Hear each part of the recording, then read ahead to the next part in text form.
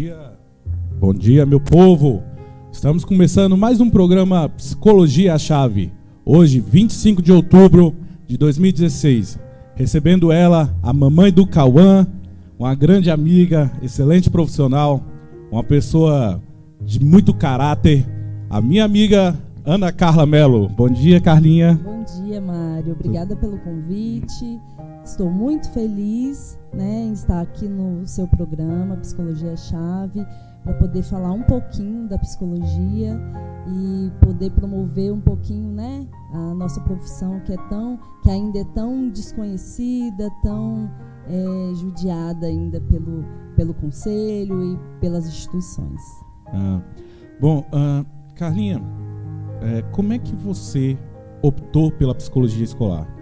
Como é que foi esse processo, a sua trajetória para chegar na psicologia escolar?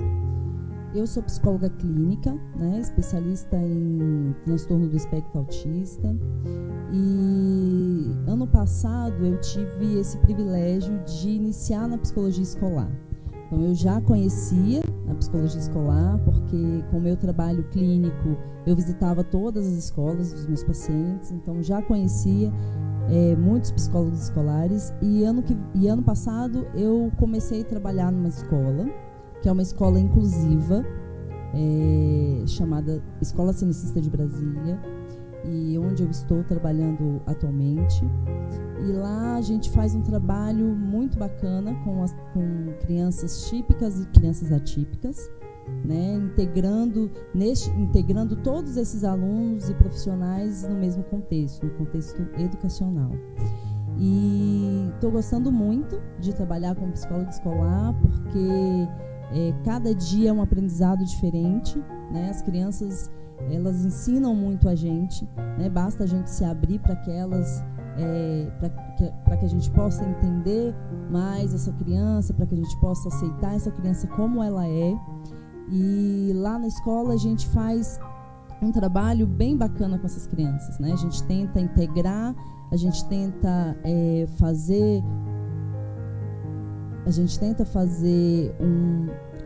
a questão pedagógica de adaptação, e a psicologia ela vem sendo muito importante dentro da escola hoje em dia, As pessoas ainda desconhecem um pouquinho o trabalho do psicólogo escolar, ainda se confundem um pouco com qual é esse papel do psicólogo dentro da escola.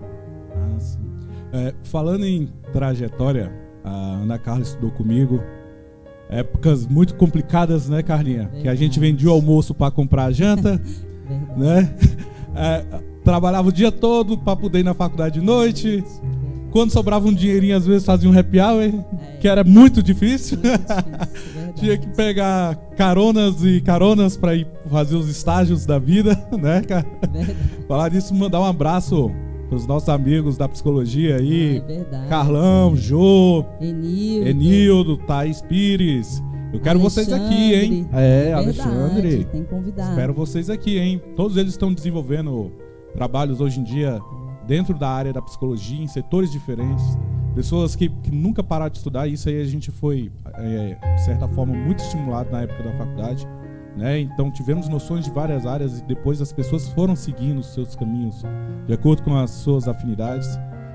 Um abraço para minha amiga Luana Braga, que desde cedo definiu o que queria, virou referência na questão organizacional. E está trabalhando em escola atualmente. Isso.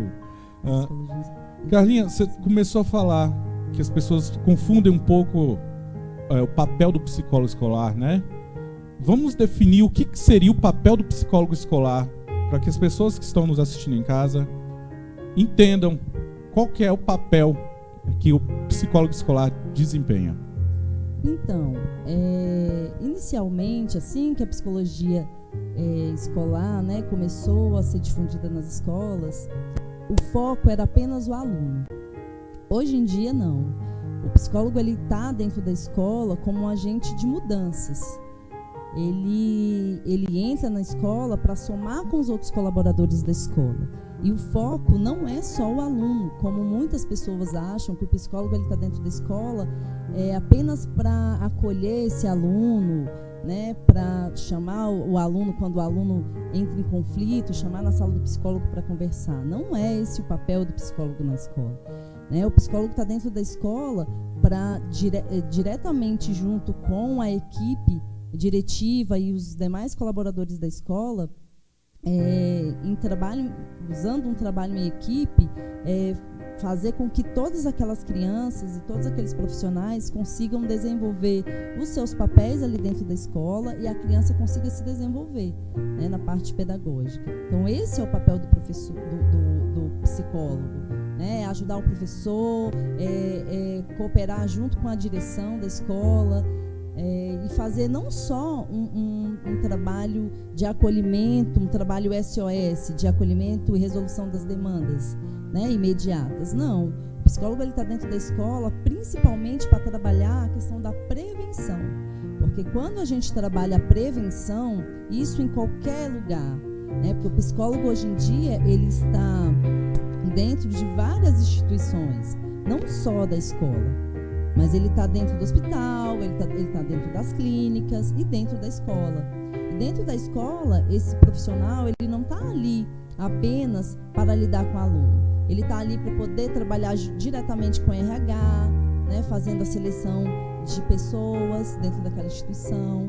Ele está ali para trabalhar diretamente com a equipe diretiva, elaborando projetos, elaborando junto com a coordenação da escola, coordenação pedagógica da escola, maneiras de adaptação curricular, né? Então, assim, treinamento para esse corpo de professores dessa escola, monitores e afins.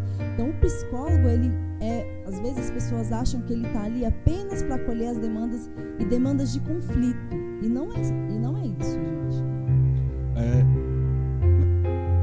Pelo que você falou, na verdade, assim, a escola, o papel do psicólogo escolar é promover ações que visam o bem de todos, de toda a instituição. Toda a comunidade escolar. Sim. Isso, né?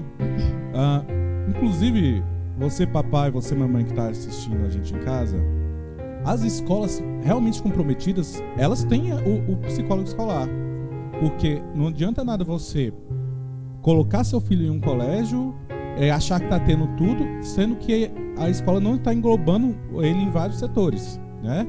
O papel do psicólogo escolar é extremamente fundamental dentro do contexto da instituição. E se a gente for falar dentro de um contexto de instituição, o que seria necessário para um psicólogo escolar trabalhar? Então, eu vou contar um pouquinho como que é essa trajetória do psicólogo dentro da escola, né? Como que é esse trabalho? Como é o meu trabalho dentro da escola? Então, quando a gente entra dentro de uma instituição, de uma escola, a gente precisa fazer um diagnóstico institucional. O que é isso? A gente precisa observar todas as demandas, observar o comportamento dos alunos, dos professores, dos outros colaboradores da escola, para poder, diante de tudo aquilo que foi visto, que foi observado, a gente fazer uma análise crítica de tudo isso para poder iniciar uma intervenção. Então, as intervenções dentro da escola, elas não são intervenções imediatas, né? Tem, sim, intervenções, às vezes ocorrem conflitos e eu tenho que acolher as crianças, eu tenho que conversar. Sim, acontece. Só que dentro da escola existem, vou dar um exemplo, existem os projetos, né? Toda escola existem vários tipos de projetos. Com o psicólogo inserido na escola, esses projetos são projetos direcionados. Um exemplo, na escola que eu trabalho, nós temos projetos voltados para o desfraude, porque é uma escola desde berçário ao 5º ano. Então, as crianças, quando chegam na faixa etária de 2 anos, elas necessitam desse desfraude, porque elas começam a demonstrar sinais. E aí o psicólogo está ali na escola para orientar esses pais, né, a como fazer esse desfraude. A gente faz projetos na escola falando sobre bullying, falando sobre temas que a gente começa a perceber que são importantes, né, a serem passados para essas crianças. Como a escola é uma escola diferente das outras, por ser uma escola inclusiva, nós trabalhamos muito a questão da diversidade na escola.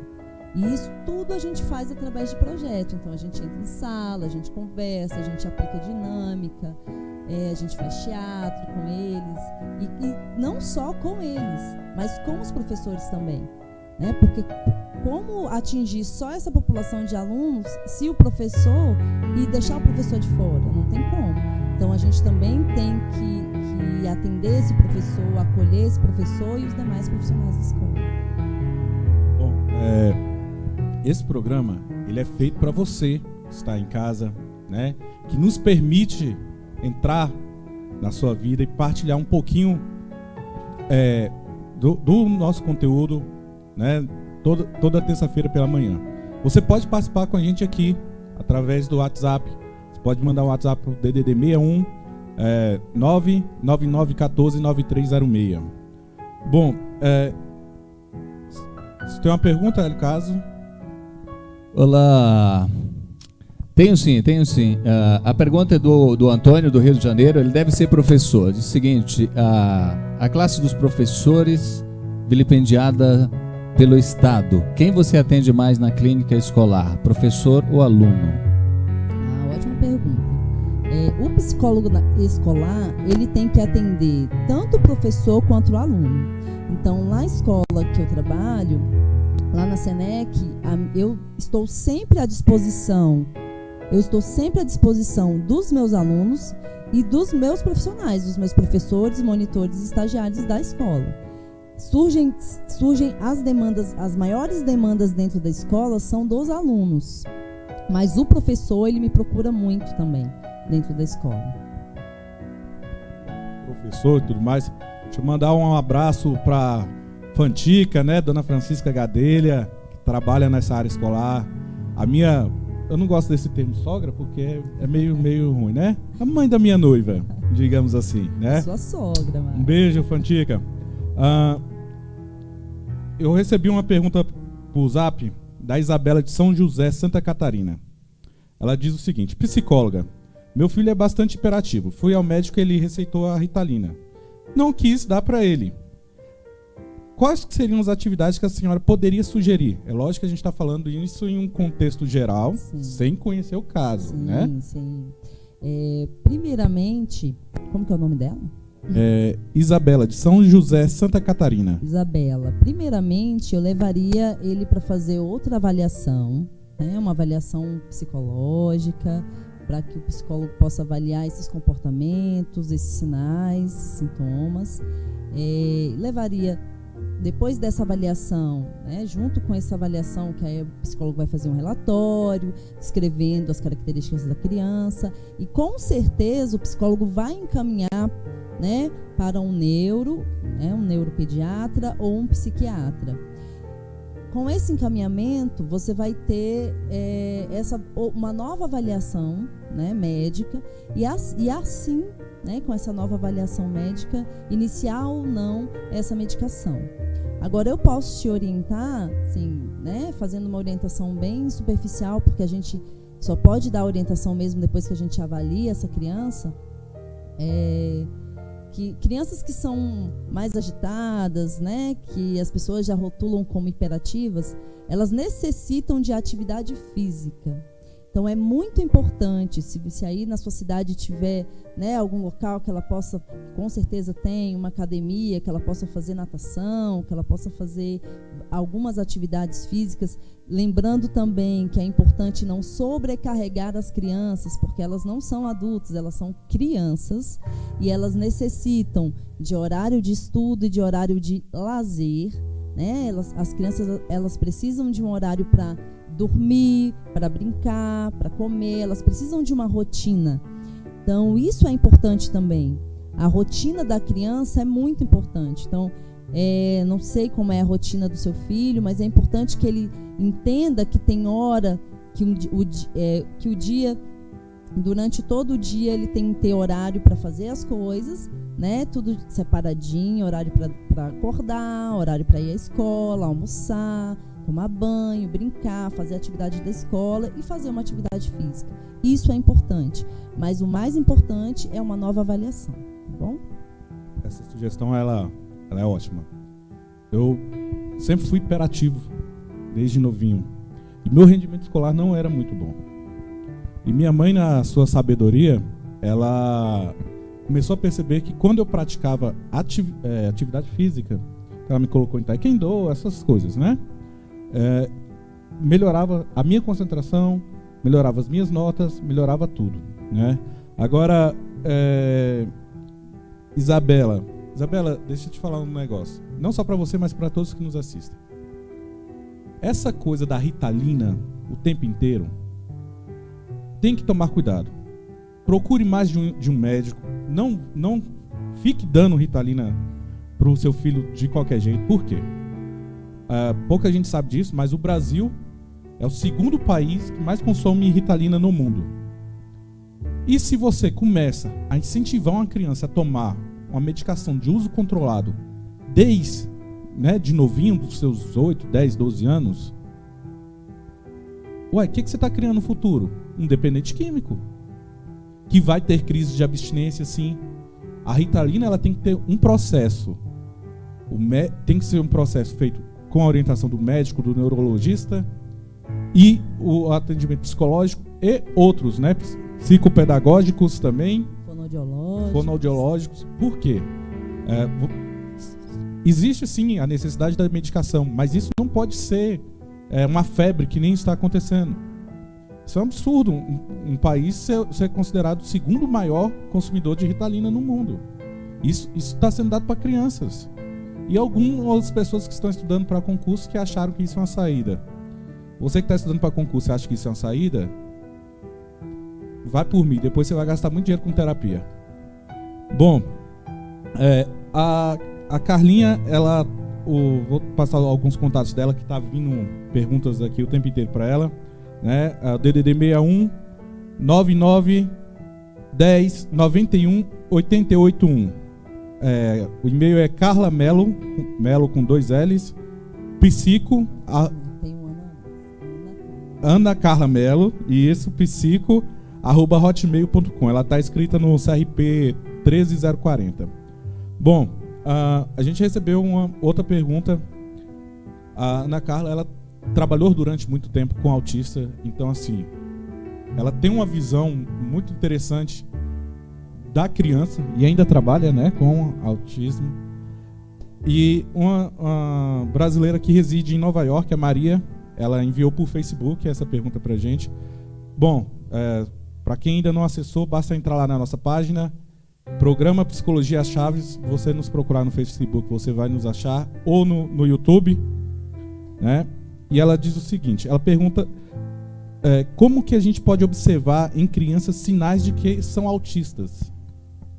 Sim, a criança, ela, por volta de 2 a 3 anos, hoje em dia o diagnóstico a gente já está conseguindo fazer, junto com a equipe médica, um diagnóstico precoce, que é muito importante.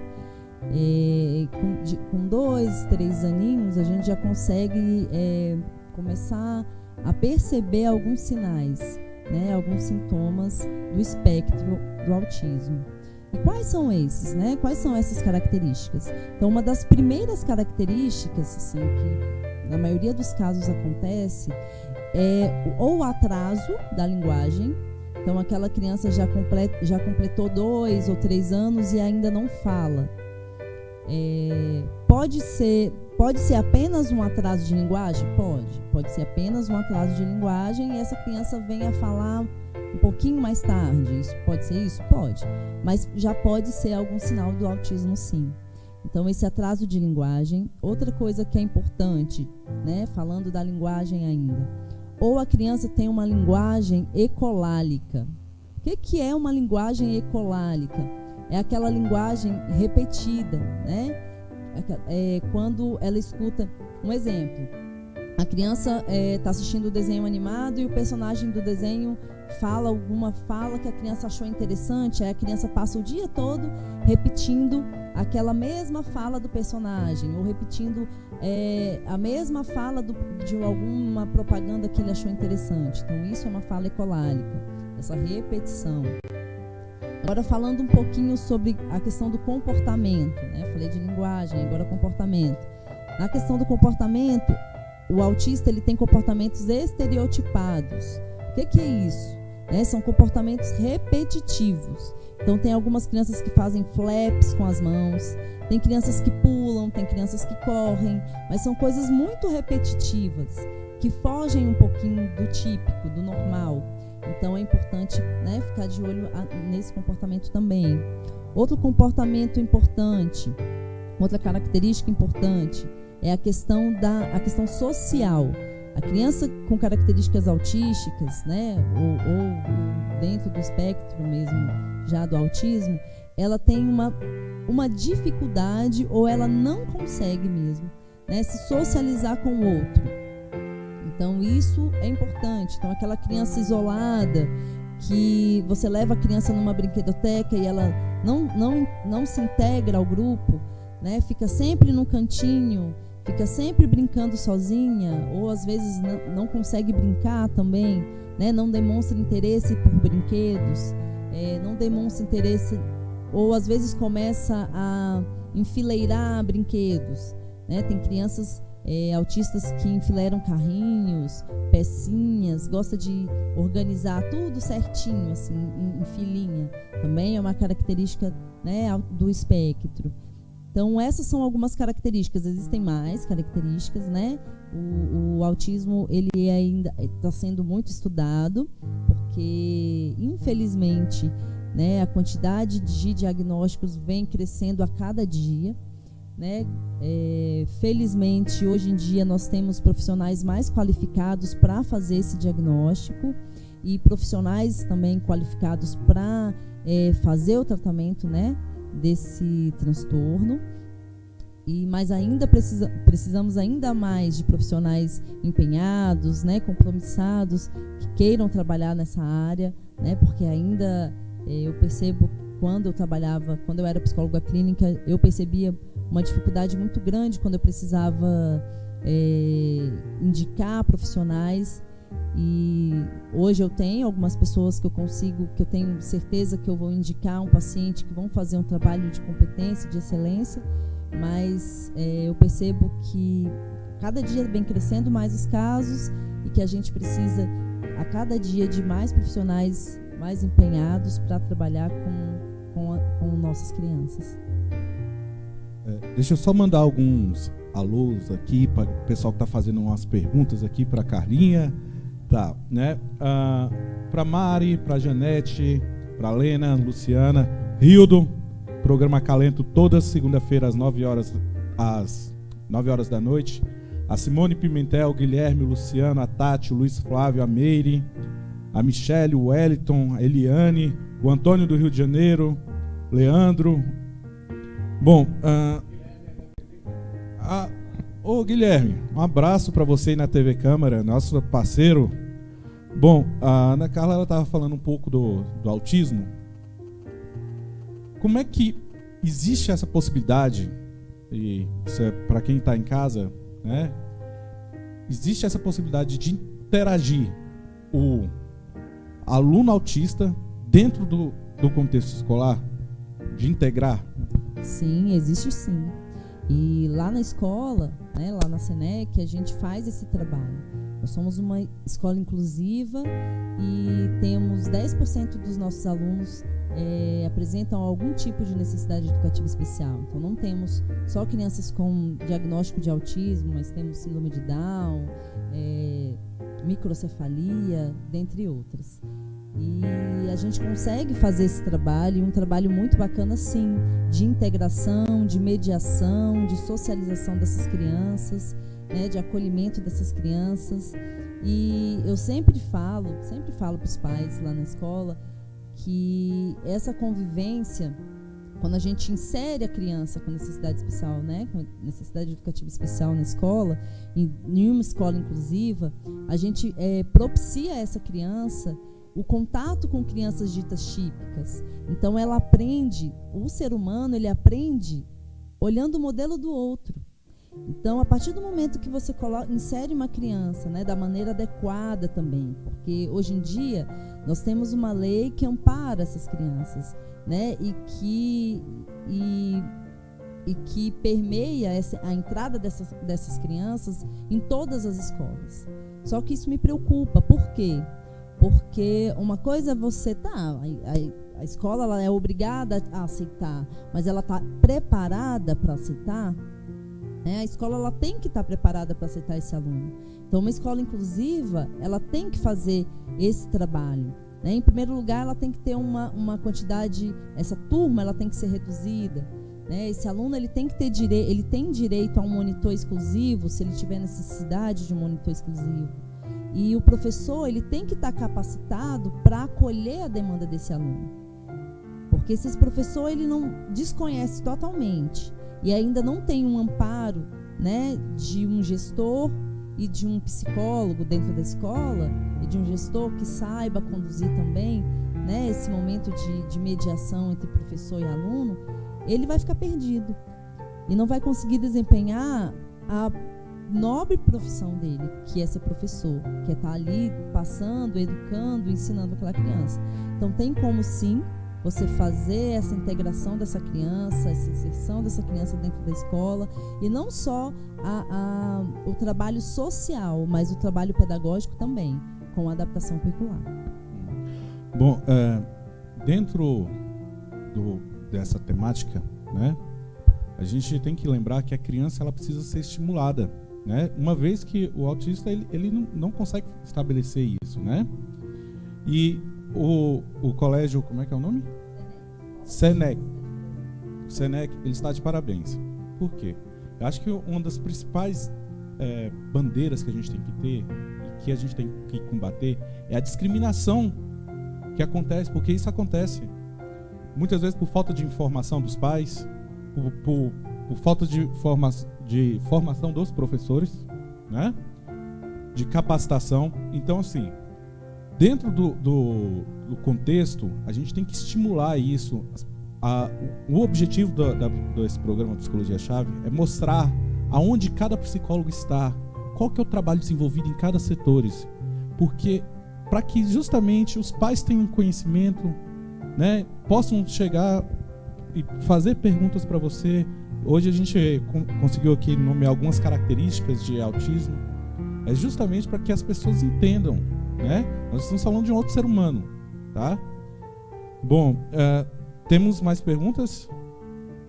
Ô Mário, a Major Lukahana, Exército Japonês, tá falando que o programa é muito bom. Só entendi isso. Obrigado. Bom, dentro do contexto educacional, a gente tem que falar da participação da família. Tá? Como é que você vê a participação da família hoje em dia no processo educacional? Olha, a família, ela é extremamente importante nesse processo de ensino-aprendizagem, nesse processo de inserção da criança na escola. Por quê? A escola, ela não consegue fazer tudo sozinha. A escola, ela planta a sementinha, mas essa sementinha ela precisa ser regada, em casa. A gente precisa de uma continuidade do nosso trabalho em casa. Porque se a gente está ali semeando todos os dias na escola, com as crianças, ensinando e falando sobre valores, sobre limites, sobre regras, só que em casa a gente não consegue essa continuidade. O que vai acontecer com essa criança? Primeiro, ela vai ficar confusa. E assim, quem ela tem como referência? Os pais. Mas a maioria das crianças hoje em dia, a maior parte da população, principalmente das escolas privadas, ficam o dia todo na escola. Porque agora nós temos, para a alegria de muitos pais, nós temos o período integral nas escolas, que ajuda muito as famílias. O meu filho mesmo, ele fica integral na escola. E me ajuda muito, porque eu preciso trabalhar. E hoje em dia é muito difícil você confiar em uma pessoa que você não conhece para cuidar do seu filho em casa. Então as escolas, elas oferecem esse serviço hoje em dia, da criança passar o dia na escola. Então, se a criança está o dia todo na escola, ela vai ter um período curto em casa com esses pais. Então é importante que o pai participe da escola sim. E não só participe questionando o filho de como foi, que também é importante você perguntar para o seu filho: como foi a aula hoje, meu filho? O que aconteceu? O que você aprendeu? Mas é o dia a dia da escola, é você organizar a mochila do seu filho diariamente para ver se não tem algum objeto ali dentro dessa mochila que não é dele. Isso é importante. Ou se está faltando alguma coisa também do seu filho, que às vezes pode acontecer também, né, de ficar na escola. Existe uma coisa na escola que a gente usa muito, que é a agenda escolar, que é um meio de comunicação entre a escola e a família. Por quê? Porque às vezes, na correria do dia a dia, você não consegue todos os dias ouvir o feedback do professor na porta quando você vai buscar o seu filho. Porque lá na Senec, os pais eles têm livre acesso na escola. É uma escola que tem um perfil diferente das outras, né? Porque a maioria das escolas, você deixa o seu filho na portaria e a criança entra. Na Senec não, você deixa o seu filho na porta da sala de aula, né, na mão da professora, e você busca o seu filho na sala de aula. Então, você tem livre acesso à escola. Então, é importante esse feedback do professor, é importante olhar essa agenda todos os dias, porque é ali que o professor vai escrever alguma coisa para o pai, né? É muito importante. Se o pai quiser também mandar algum recado nessa agenda, é importante, porque o professor ele vai ler e ele tem o hábito, pelo menos os professores lá da Senec, né? Então, assim, a agenda escolar ela é um meio de comunicação e ela deve ser usada. Bom, ela falou dessa questão do acompanhamento da família, e a gente tem que lembrar o seguinte: a escola ela vai ensinar matemática, português, né, ciências, mas quem forma o indivíduo são os pais. Então, quem tem que saber como o dia foi do seu filho é o papai e a mamãe, não é o professor. O professor, a função dele é outra, né? Hoje em dia, como as pessoas trabalham o tempo inteiro, às vezes chegam de noite e não conseguem entender a importância de você ter minutos com seus filhos, né? Nem que seja na mesa de jantar. E quando você falou da agenda escolar, isso é interessante. Peraí, o que está acontecendo com o meu filho? Isso precisa acontecer, né? Esse feedback. Eu preciso saber o que está acontecendo com ele. Mas eu também tenho que reparar nele, né? Reparar. Tem pais, e não, por mais absurdo que pareça, que é o professor que tem que falar: tem que limpar a orelha do seu filho, que a orelha do seu filho está suja. Tem que cortar a unha, né? E assim, o processo de educação do indivíduo, seu filho passa algumas horas na escola, mas o resto do tempo ele está com você. Você é espelho, você tem que ter consciência disso também. E se você não se importa com seu filho, se você não se importa, não é essa palavra, se você não dá foco naquilo, na criança, isso fica muito complicado. Por exemplo, às vezes o pai chega em casa de noite, só quer comer, deitar e dormir. Tá aí a criança passou o dia todinho ali. Inclusive, uma outra coisa que a gente tem que falar, essa questão de brincar. Os pais podem, né, brincar com os filhos, porque a gente tem, se a gente passar por um contexto nutricional, a gente tem cada vez uma alimentação mais rica em açúcares e tudo mais, então as crianças ficam pilhadas. Hoje em dia, elas passam muito tempo jogando, então assim, não gasta energia. E o pai à noite, o pai e a mãe, brincar com seus filhos, com brincadeiras que nós tivemos quando era criança. Isso é interessante, isso é criar um elo bom com seu filho, né? Porque é justamente isso, você faz um elo agora para no futuro você não ter problemas, né? Posso aproveitar essa deixa sua aí? Conta-se que um pai trabalhando o tempo inteiro para dar uma vida boa para seu filho, pagando a melhor escola, quando recebeu uma solicitação para comparecer na escola, e ele foi e recebeu em um envelope um boletim, e o boletim estava vermelho de A a Z. Ele nem leu aquilo, já foi embora, pegou seu filho, botou de castigo, puxou a orelha, deu umas cintadas e foi para o trabalho chateado. Aí, na hora do almoço, o bilhete continuava o envelope continuava no bolso dele. Ele foi pegar novamente para ler. Aí no final tava nota 000 para seu pai que não compareceu no ano letivo. E conta-se que ele ficou muito chateado por ter tomado a decisão de botar o filho de castigo e o menino era excepcional. Isso acontece muito, né? Boa, isso é verdade. A Ana Carla ela até falou aqui, nessa questão de os pais se tornarem mais participativos, né? Você falou da questão da agenda. Teria mais alguma sugestão de como o pai pode participar mais da escola, do contexto do filho? Sim, tem sim. A escola ela tem um calendário escolar, né? Então, o pai, a família, ela recebe esse calendário escolar no início do ano. Então, a família ela já sabe tudo o que vai acontecer durante esse ano escolar do aluno. E dentro desse calendário escolar existem as festividades. Toda escola tem as suas festividades. E é um momento de interação, é um momento de integração, é um momento de celebrar ou alguma data comemorativa ou algo muito, muito importante na escola. Então, alguns pais, eu percebo às vezes que alguns pais não acham significativo irem a essas festividades escolares. E é importante, primeiro, porque a maioria desses momentos de festividades na escola, as crianças participam de ensaios, né? As crianças elas se preparam para celebrar, para poder apresentar.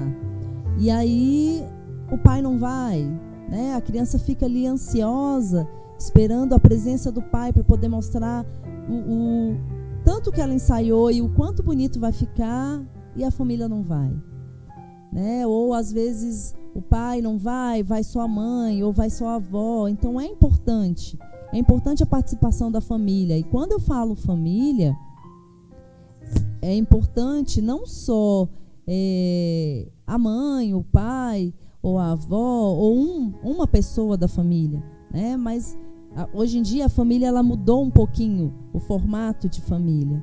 Então é importante que essa família vá prestigiar essa criança, sim, vá prestigiar esse momento de festividade escolar, porque a escola ela se prepara para receber você, família. Então, no dia de festividade, não é só uma festa da escola, é uma festa que a escola prepara com muito trabalho de toda a equipe para os alunos. É uma festa, e os alunos também participam dessa festa, desse preparo, mas ela prepara para você. O nosso grande convidado no dia das festas na escola são as famílias.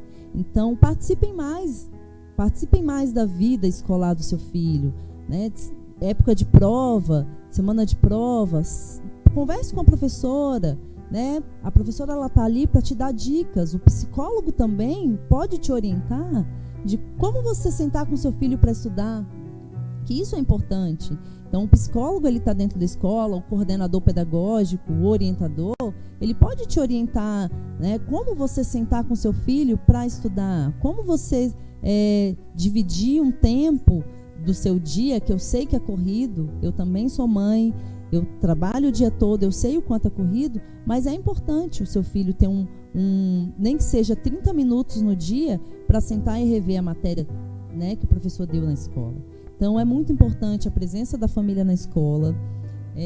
O aluno, ele pede essa presença do pai na escola. Ele quer que o pai e a mãe, ele quer que a família esteja presente na escola, sim. E ele sente falta quando essa família não vai à escola. Eu já tive alunos que reclamaram, fizeram queixas assim para mim. Então, é importante a presença, o pai, a mãe, né, a família, o formato que essa família tiver, é importante que essa família faça parte da comunidade escolar. Bom, esses dias eu vi no Dia dos Pais, né, um conhecido inclusive falando isso.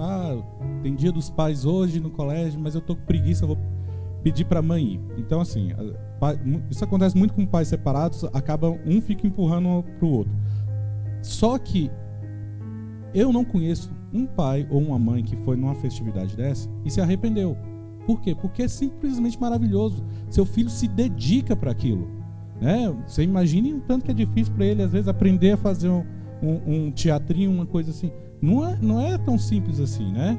Então, assim, quando a gente fala que a escola e E os pais têm que participar desse processo educacional junto, porque é só assim que você vai conseguir explorar todo o potencial do seu filho. Seu filho ele tem que ser estimulado o tempo inteiro, tanto na escola como em casa, justamente para que ele possa explorar tudo que ele tem de melhor, né? Bom, Ana Carla, você tem alguma mensagem que você quer deixar para os pais e mães, aproveitando desse contexto que a gente está falando, para os papais e mamães, e às vezes até chamando a atenção de alguns, né?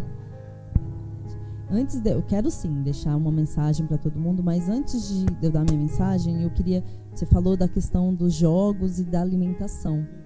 E eu achei muito importante, né, você ter pontuado isso. Por quê? Porque, infelizmente, hoje em dia nós temos uma porcentagem muito grande de crianças com obesidade infantil. E a influência dos jogos eletrônicos hoje na vida das crianças, infelizmente, está assim desastroso. Eu percebo muito isso na escola, porque as crianças estão muito violentas, né, com um repertório comportamental muito violento, muito agressivo.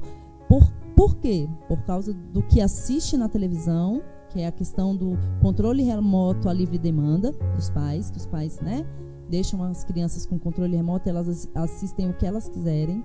O computador, porque elas assistem no YouTube e em outros programas de computador o que elas querem. E os jogos eletrônicos, que muitas vezes a criança joga com o próprio pai ou com a própria mãe o jogo, que é totalmente violento, e ela acaba reproduzindo o que ela aprende no jogo na escola.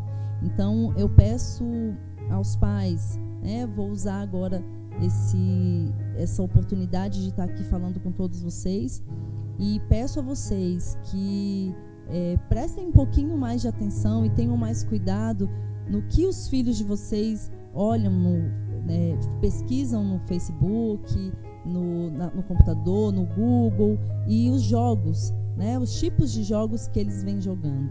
É importante, até mesmo os livros, né, que as crianças estão lendo, é importante que antes que seu filho leia um livro, jogue algum tipo de joguinho, que você veja antes, né, para poder ver qual é o conteúdo. E a questão da alimentação é muito importante também, porque a quantidade de açúcar, né, de leite, que também é importante, mas é importante a gente perceber se essa criança tem alguma intolerância, ou a quantidade de açúcar que as crianças ingerem hoje em dia é muito alta. Então é importante que essa criança tenha assim um acompanhamento, né, uma dieta mais tranquila, mais reguladinha, para que ajude mais no comportamento dela e no desenvolvimento dela na escola. Agora a minha mensagem, já ia esquecendo. Eu queria passar para todos os pais, né, e para toda a comunidade escolar, que a gente, trabalhando com crianças e adolescentes, a gente precisa ter resiliência, né? E o que é resiliência? Resiliência é quando a gente, por mais que a gente passe por momentos difíceis, a gente não pode desistir. A gente tem que acreditar que um dia vai dar certo, que um dia o trabalho da gente que aquela sementinha que a gente vem semeando, ela vai crescer, ela vai germinar e vai nascer. Então, que a gente acredite nas nossas crianças, que a gente acredite no potencial de aprendizado das nossas crianças. Porque a partir do momento que a gente acredita que a criança vai conseguir, principalmente as crianças que têm algum tipo de deficiência, elas, a partir do momento que elas percebem que a gente acredita e que a gente aceita, que essa aceitação é uma aceitação sincera, que a gente aceita a criança do jeito que ela é, essa criança se desenvolve. Então, vamos parar de subestimar a capacidade das nossas crianças, porque elas têm muito mais para oferecer para a gente e para ensinar para a gente também. Bom, a professora Jane, ela entrou em contato com a gente aqui e ela lembrou de um telefone importante, né? Que é do Centro de Orientação Psicopedagógica, né? O COMP, né? É o 3326-3201. Para quem está em casa, é um acesso público, né? E é uma referência, então, se precisar de uma orientação, pode procurar. Bom, aqui a gente sempre dá sugestões de filmes semanais, né? Eu trouxe esse filme aqui, que é o Voando Alto. Esse filme é daqueles filmes emocionantes que você vê persistência, você vê também, muitas vezes, aquela vontade de desistir, frustração, aqueles que dá vontade de chorar assim mesmo, tá? E você tinha me falado de um outro filme também, né? Sim, como eu falei um pouquinho sobre autismo, tem um filme que fala sobre, né, sobre uma criança que começa a apresentar características autísticas. O nome desse filme é Meu Filho, Meu Mundo. Então é um filme que você consegue até baixar, né, no computador, e é um filme muito importante, principalmente para quem quer conhecer um pouquinho mais, né, dessas características e desse mundo que ainda é tão misterioso para a ciência, que é o autismo. Bom, deixa eu dar novamente os dados da Ana Carla aqui, porque estão perguntando um monte de coisa. Bom, o DDD 61, o telefone é 99 10 91 881. Ela está inscrita no CRP 13040. Ela trabalha na escola cenecista. Eu queria fazer um elogio a essa escola por ser uma escola referência nesse processo de inclusão. Eu acredito que esse é o primeiro passo para uma sociedade realmente igualitária, né? Então eu vou deixar o telefone da escola cenecista, lembrando que é uma escola que se preocupa realmente com o todo dos seus alunos, né? O telefone da escola cenecista é o 3272-3233. Bom, nossa gestora também é psicóloga. Sim, Nós temos o privilégio, lá na Escola Cenecista de Brasília, nós temos uma gestora que também é psicóloga, que é a Verônica Borba, que está dando um show na gestão lá na Senec. Um beijo, Verônica. Ótimo trabalho. É isso que a gente precisa, realmente incentivar, né, para que as pessoas conheçam o papel do psicólogo em vários contextos, né? Bom, senhoras e senhores, hoje eu tive a oportunidade de receber minha amiga Ana Carla, uma pessoa com quem eu tenho um imenso carinho, uma batalhadora, né? Uma pessoa que me deu o privilégio de ser companheira durante a época de faculdade, me ajudou e muito, né?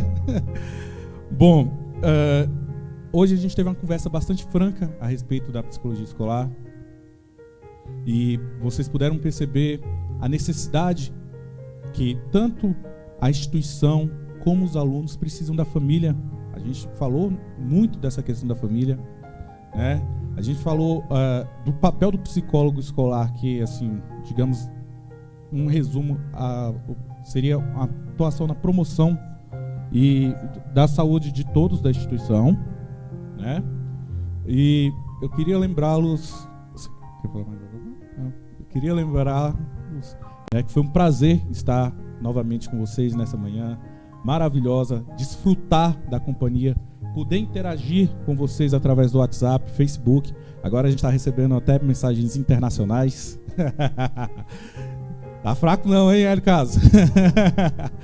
E, pois bem, qualquer dúvidas, entre em contato com a gente através do nosso Facebook, Psicologia é a Chave, ou o nosso canal no YouTube, ou através do nosso WhatsApp, que é o DDD 61 999 14 9306. E não se esqueça, a psicologia no Brasil, quem faz é você.